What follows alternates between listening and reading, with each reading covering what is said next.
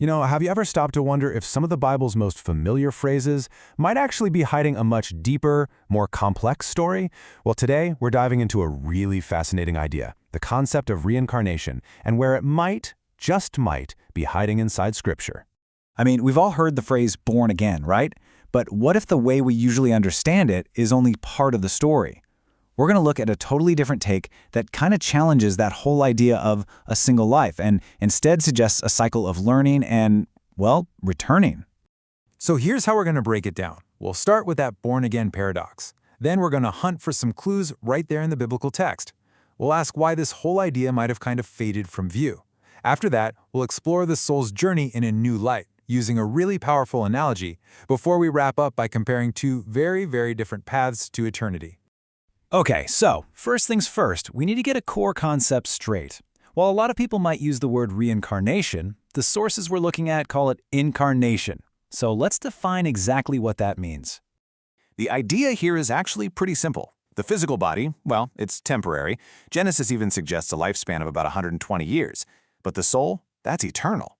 So incarnation is just the process of that eternal soul entering a new physical body to live another life. This is the foundation for everything else we're going to talk about. All right, now for the really interesting part. Where on earth could this idea actually be in the Bible? Well, people who believe in it point to some very specific passages as pretty direct evidence. Okay, this is probably the biggest one. Here you have Jesus talking about John the Baptist, and he says it flat out. John is the prophet Elijah who was prophesied to come back. The thinking here is that this isn't some metaphor. It's one soul, Elijah's, literally returning in a new body, John's. Now with this one, the fascinating part isn't what Jesus says back, but the question itself. Just think about it. For the disciples to even ask if a man sinned to cause his own blindness at birth, that suggests they already believed it was possible. I mean, how could he have sinned before he was born? That question only makes sense if you consider the possibility of a past life where those sins happened. And then you've got this, in the book of Job. When Job says he will return thither, the interpretation we're looking at suggests he's not just talking about returning to dust. He's saying he believes he'll come back to the world the same way he got here in the first place, through birth. So you have to ask, right? If these ideas are potentially in the Scripture, why aren't they a major part of Christian teachings today? Well, this next part looks at a historical claim about why these ideas might have been, let's say, pushed aside. The argument essentially goes like this. The idea that you have multiple lives to learn and grow spiritually, well, that kind of conflicted with a system that offered a quick, transactional way to get salvation. If people thought they had more chances, there'd be a lot less urgency to pay up for forgiveness in this life. And that brings us to the money. So what were indulgences? Basically, it was a payment you can make to the church, and in return, they'd shorten the time a soul supposedly spent in purgatory. The source material claims this whole system was way more profitable if people believed they only had one life, one death, and one final judgment. Now this brings us to the biggest counter-argument you'll hear against reincarnation in Christianity, and how our sources flip it on its head. Let's look at how that idea of a single death and judgment gets completely reframed. So on the left, you've got the verse that's almost always used to shut down this conversation. You die once, then you're judged. Simple. But look at the right, from Romans. It offers a totally different angle. The reinterpretation is that dying once is about dying to your old sinful self when you accept Christ. You are freed from sin and born again spiritually. It's not saying your physical body only dies one time. So this leads to a really unique idea from the source material. The claim is that after you die, souls don't get judged right away. Instead, they travel to a special place. This teaching says that before the crucifixion, souls were basically trapped here on earth.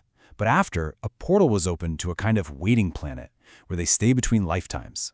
So how does that even work? Well, it's described as a frequency range, and the analogy is actually pretty cool. Think of it like a radio.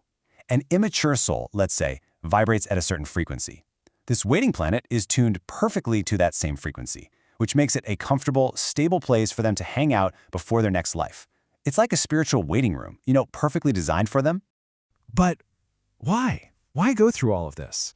What's the point of coming back over and over again?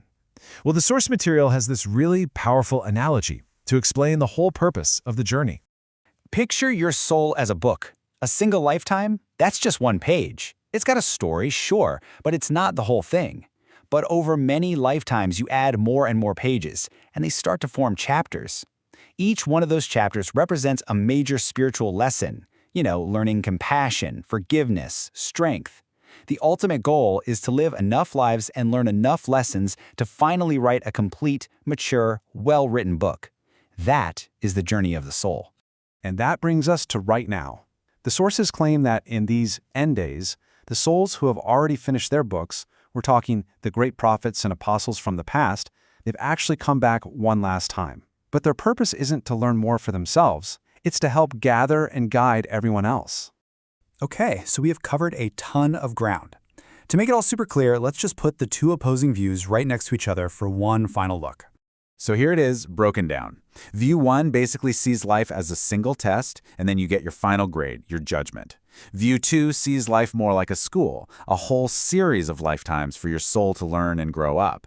In that first view, sin is like a debt that has to be paid. In the second, sin is more like a lesson you have to learn from.